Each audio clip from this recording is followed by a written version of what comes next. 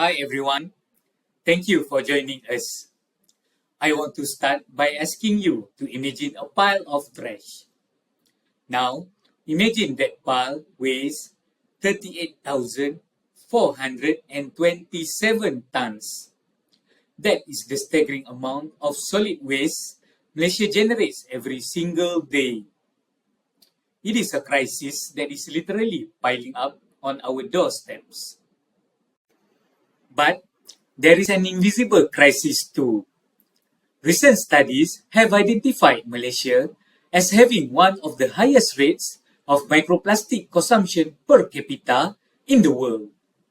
We are not just throwing this plastic away. In a very real sense, we are eating it. To combat this, the government formulated a comprehensive plan, the Roadmap towards Zero Single-Use Plastic 2018 to 2030. It was launched with high hopes to create the public value of a cleaner, healthier environment. However, today, my team and I are here to share a critical strategic finding.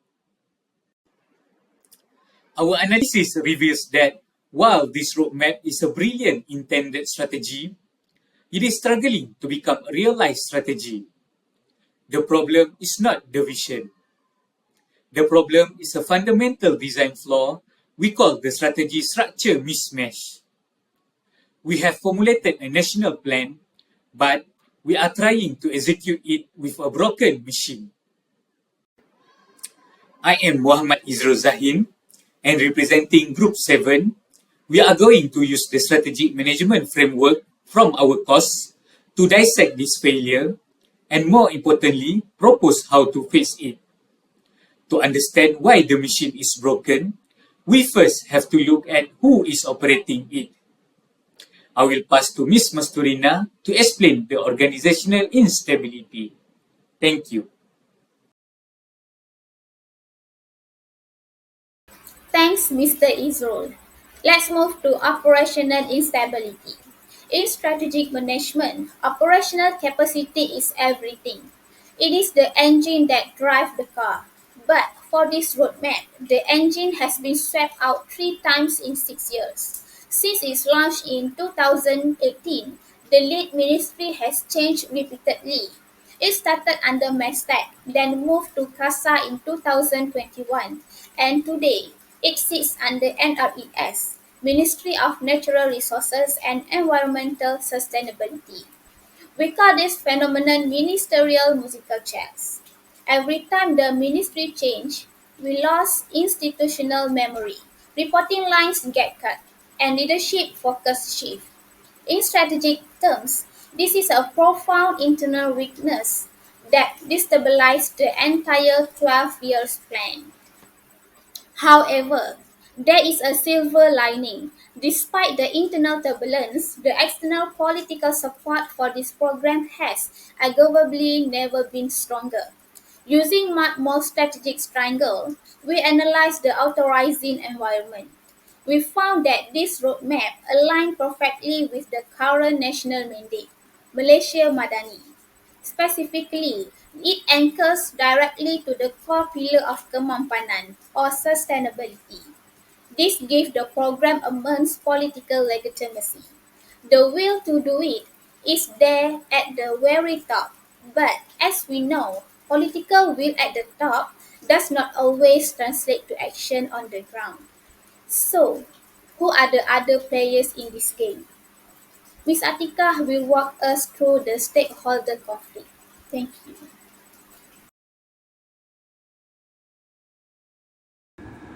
Thanks, Ms. Masturina. You cannot implement strategy in a vacuum. When we perform our stakeholder analysis, we uncovered a critical conflict that paralyzed this roadmap.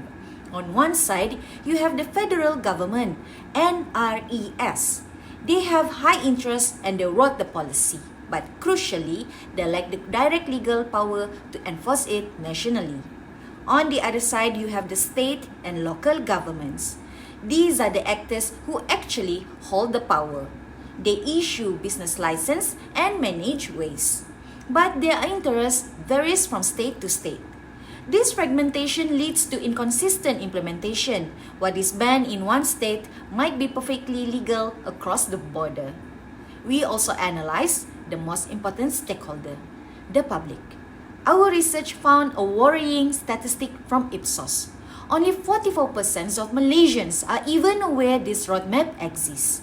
Even worse, 59% say they are only willing to phase out plastics if it does not cost them extra money.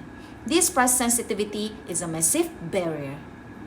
Synthesizing this into a SWOT analysis, as we can see, strength, the plan itself is rational, evidence-based, and holistic. Next, weakness, the fragmented authority and organizational instability I just mentioned. Then opportunity, the global rise of the circular economy. There is real economic value in waste if we can capture it. Last but not least, the threat. Malaysia is currently being flooded by imported foreign plastic waste, which distorts our local recycling market and makes our own efforts harder. So how does this all break down? Mr. HAIQAL will explain the core strategic failure. Thank you, Ms. ATIQAH.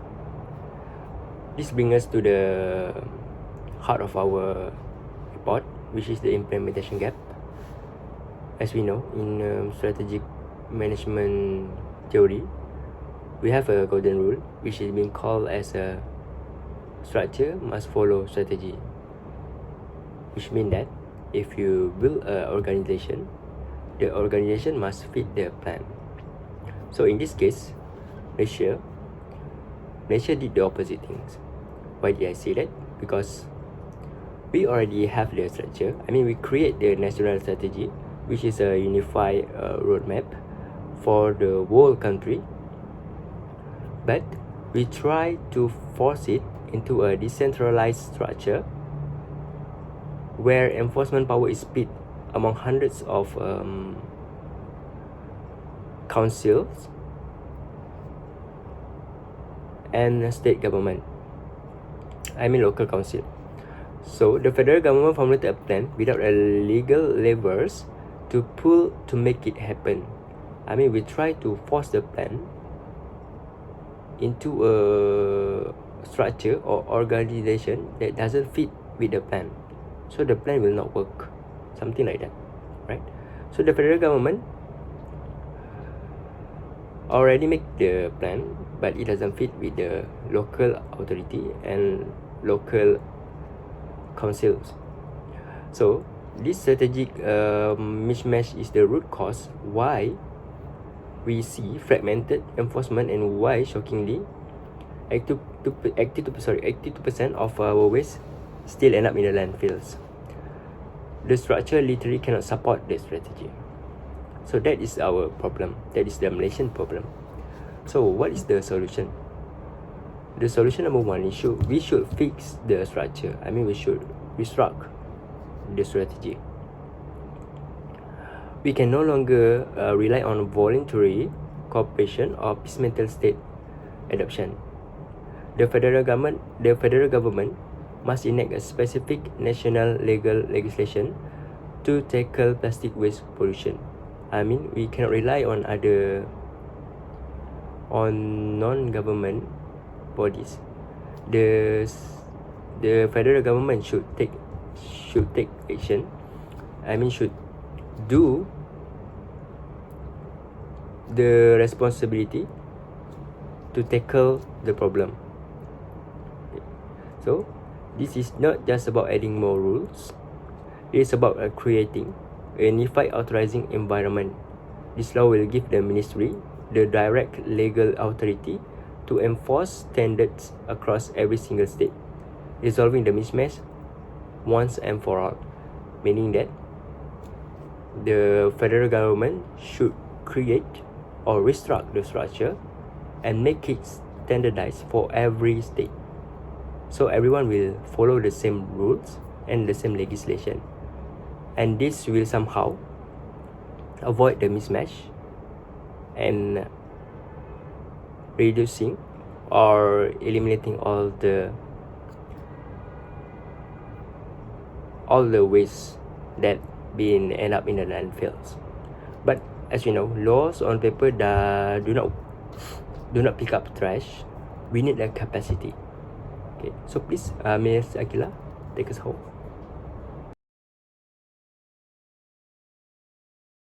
Thank you, Mr. HAIQAL. Once we fix the law, we need to build the muscle to carry the wave. Rebuilding operational capacity, we have to stop dumping valuable resources. The government must allocate significant resources to build modern recycling infrastructure to replace our dependency on landfills. We cannot have a circular economy if we have no way to process the materials. Next is a behavior strategy. We know the public is price sensitive. We need to move beyond simple awareness campaigns. We know they are not working. We need to use behavioral science to create financial incentives that make recycling the cheaper and easier choice for the average citizen. The last one is multi-stakeholder co-creation. Instead of top-down orders, the ministry must use the new national law as a foundation to co-create solutions with NGOs and industry players. This transforms them from passive observers into active partners. To sum up, the Malaysia Roadmap towards Zero Single-Use Plastic is a strategically sound document. It has the right vision, but a vision without the right structure is just a hallucination. Our analysis confirms that by aligning the legal structure with the national strategy, we can close the implementation gap. We can turn this from an intended strategy into a realized strategy for a cleaner, sustainable Malaysia. The warm end of our presentation on behalf of Group 7. Thank you so much for your time. Goodbye.